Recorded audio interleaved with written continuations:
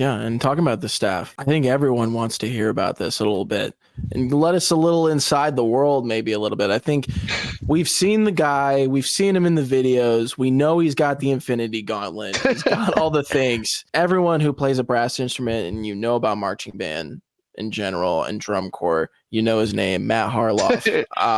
Can you just tell us what's he like? We know him from all the videos and stuff, but can you talk about how he is, just the dude, Matt Harloff, rehearsal wise? What's he like? At first, yeah, when you show up to the camp, you're like, dang, that's Matt Harloff. You know, this guy has brought excellence to the Crown horn line since he had been there. He had joined in 2003, so it was like year 19. He's just like building on like legacy of excellence. And not just in Crown, but like in high school, because he's one of the Avon band directors. So this dude, he's such a great teacher. And like he clearly knows what he's doing. Yeah. And so I gotta be upfront, like Matt is a funny guy. Matt is so funny. Like that's awesome. Matt is such a goofball. Some of the noises that would come out of his mouth would just like be so funny. We'd like play a rep and maybe someone would crack and he'd just be like, oh! He'd just be like, oh! You just like start barking and stuff. And like he would like whenever he do like brass on the move or whatnot, he would go up to the box. He wouldn't even bring a megaphone. He just get like find a code and he's just like, all right, we're gonna run this assignment. Yeah, dude. Yeah. Matt was a goofball. Like it was scary at first because like my first rehearsal in spring training ever with Matt was basically a crown beating. Like I have a picture in my Snapchat where it's just experienced my first crown beating where I'm just like drenched in sweat, just like look traumatized because like dude, we went hard that block. And then like the next video is him just like running around with like water cups, just like handing them people. So yeah, dude, Matt is a funny guy, but I definitely have a lot of respect for Matt because there are times where you would like get angry at the stuff that you were saying, but like that's what he wanted from you. He was like, I want you to be angry. I want you to fight back. So like Matt knows how to like light a fire in you, you know? Yeah. So huge. Like I have a lot of respect for Matt Harloff. And I like the whole time I'd watch Matt Harloff, the whole time I was being taught by Matt Harloff, I would see Keith a lot. I was just like, yo, this is literally just like other Keith. Older Keith.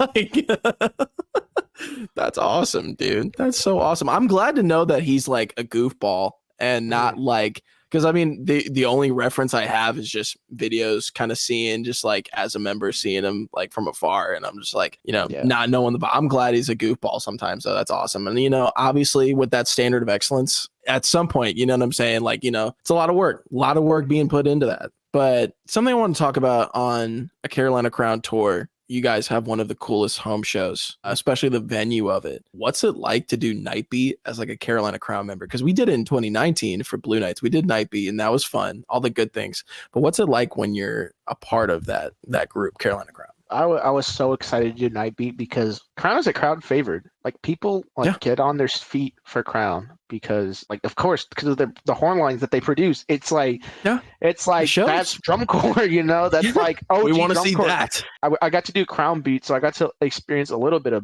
about it. San Antonio is when we first like got like a huge like reception from the crowd. Yeah. And so Night Beat, we were so ready. I was so excited for Night Beat. I got to rehearse in Wake Forest. I got to see the Dick Titty plaque. Hey, let's go.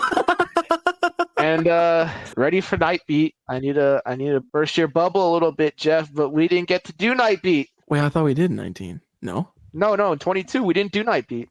Crown, we got rained out. Oh, did they do like the 2-part night or something like that? Was that what happened, or was it just like got rained out? It was like every corps had gone on, and like Blue Devils were right before us. There was like inclement weather inbound. And so the corps directors, Pat Seidling and Jim Coates, were talking. They just both decided to call the show. And so dude, it was never got to do it.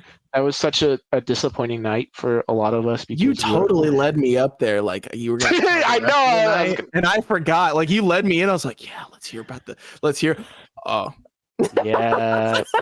And that's hilarious. Oh my God. What made it sting even more was that I was outside the entire time because our food truck is parked there and whatnot because we were rehearsing there. I ate, not a single drop of rain or lightning ever happened. As soon as you just went. So like it just felt like that was another like soul crushing moment of that summer because we were like looking forward to that so much. I got a couple questions about that show. Let's just start from the top. How is this concept of the show explained to you guys? Like uniforms, music, the whole ordeal, if you can recall. I recall. I have trouble understanding what the concept of the show was. I struggled with that like all of the summer.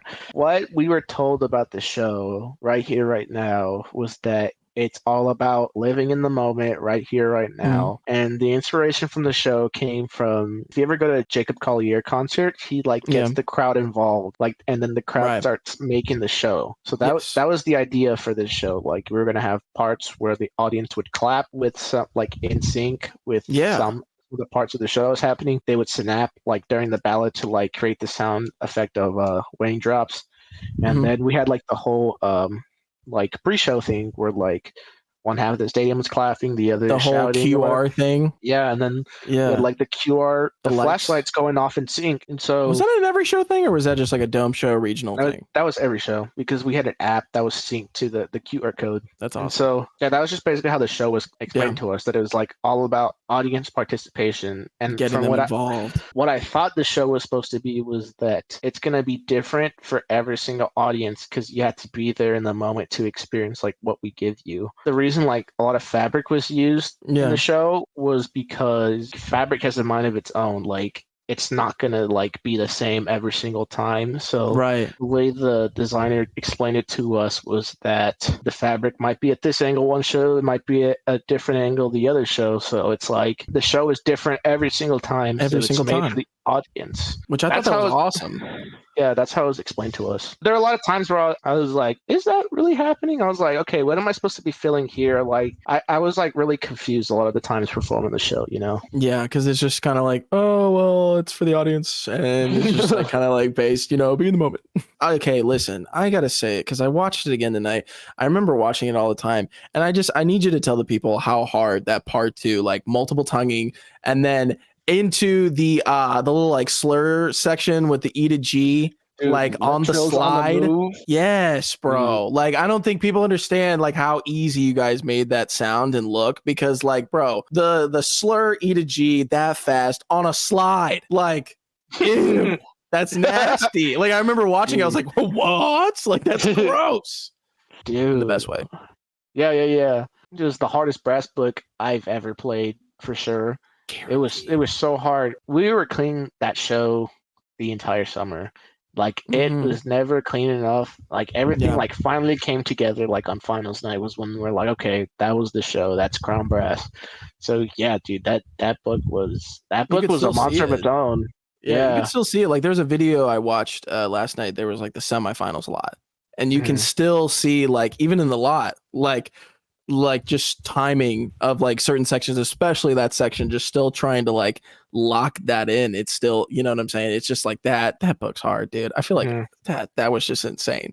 The ballad was beautiful. And a question I have about the ballad, beautiful ballad, but how many times did you guys have to work with those spots? Like how long did it take for that just to like, and like, was it consistent? How does someone not fuck that up? Like not getting to the correct spot, the correct hole to like pop out of, you know? I'm gonna be real. Probably for me. No. It's all good because it definitely did happen, or like someone might have gone to the wrong hole, or like maybe a collision happens into the fabric. But like, I'm gonna be real, dude. It was really a nightmare trying to figure out how to stage that ballad with a big old fabric like that. That was insane. From the moment we got the fabric up until like Allentown, we basically were like staging every single day in Viz blocks, trying to figure out how to make it work, you know?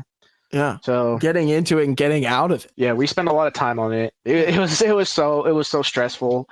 Yeah, man, it was a nightmare. Like it looks so cool, and like I said, like you guys just made that show. Like you watch it back finals night, and that's the thing. Like everybody's got to realize, and I think that's why it's so cool to have members on, because so many people will just watch the video and be like, "Bro, you guys just make it look so easy." I'm like, dude, listen to like ask them and listen to what goes into every single day. That moment that you really liked, that took all summer for it to look just like that and sound just like that. So it's like for me, I remember like I would watch that ballad hit. hit. And I would like watch the tarp, and like all I kept asking was, how many times are they working on that? Like every day for staging? Like how hard is that? Because I know that's not easy. That's not easy at all. It's like, how does that? So that's why I got to ask about like the EG slurs. I'm like, bro, you got to tell the people how hard and how much, like how hard that is and how hard that is to like execute and how much work goes into that. It was so tough. Like that was the hardest summer in my drum corps career for sure. For sure, Absolutely. because it was not an easy show. Like the drill was stupid hard, the book was hard, like even the ballad, maybe not like as like high velocity as like the rest of the show, but man, like trying to figure out what we were gonna do, making sure nothing went wrong, you know. Like there are times when we were rehearsing, like a gust of wind would somehow sneak under the fabric, and it's just like a big old like hot air balloon. It's just like in the sky Above your arms, and you're just like, oh.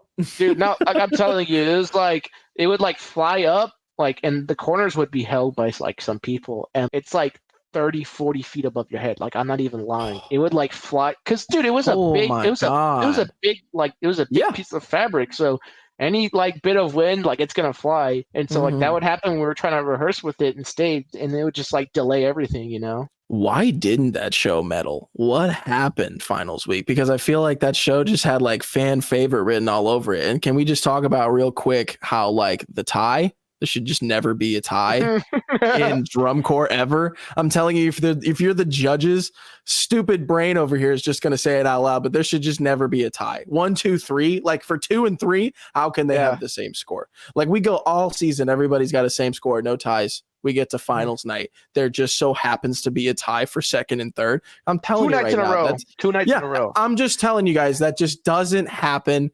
Crown should have you should have medaled for that show. The way you got the crowd involved every single night. Just, I mean, watching that finals performance back, the energy that's bouncing off the field, you can feel it from home. Like you can, I would watch it every regional, tune in, watch it. You could feel the energy. So I'm just like, bro, I'm just going to say it. Y'all got cheated. Everyone can come after me in the comments. I don't care. Y'all got cheated. Y'all got cheated, bro. I'm just going to say that. Yeah, we definitely felt that way because we were in second place for a good part of the beginning of the tour. Yes. And then San Antonio was the first time we got bumped to third. We got fourth like at one other show. It was like really random. Like Yeah. I didn't do that show. I was out because I was like on concussion protocol.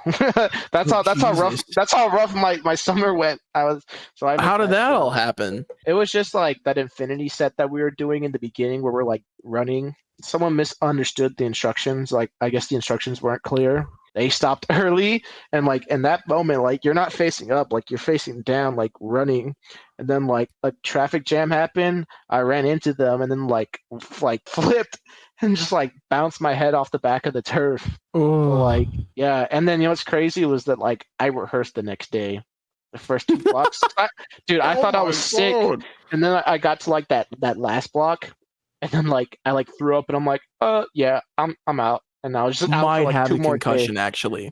So yeah, so we were in like third place still leading up into those last 3 nights. And then in Allentown we ended up in second. I know it was like 2 nights different, but we were still like in second place. And then we got to the prelims, we placed fourth. We were all just as shocked as you. We were like I was shocked the entire time because I was just like, bro, how are you not, like, the crowd is giving it up every single night. They're playing the hell out of this book. This book is hard. This book is not easy. This drill is not easy. They're executing at a high level. This is a top 3 show.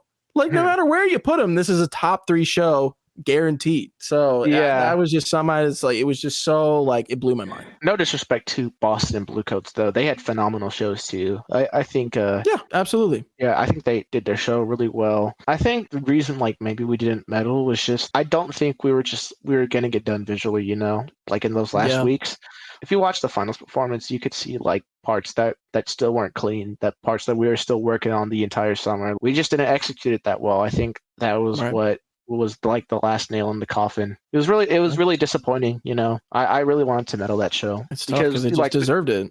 Yeah, we put so much work in, you know. You just want that credit. And we also didn't get the brass trophy, so that was another thing. Oh, I forgot. Didn't that go to Boston? No, I went to BD. Oh, true. Facts. Yeah, so Facts. that's why I say I made this summer harder than it need to be because I was focused too much on like, winning a brass trophy, winning a medal, and Right. whatnot, when I should have been focused on just like having a good time. And so by the end of the summer, I left. I was disappointed how the summer went. Like I wasn't Right. happy, and I basically made my summer worse than it really was. Yeah. What's something that you took away from that summer? What's something that you learned? I learned that I'm truly a better performer than I thought I was. Yeah.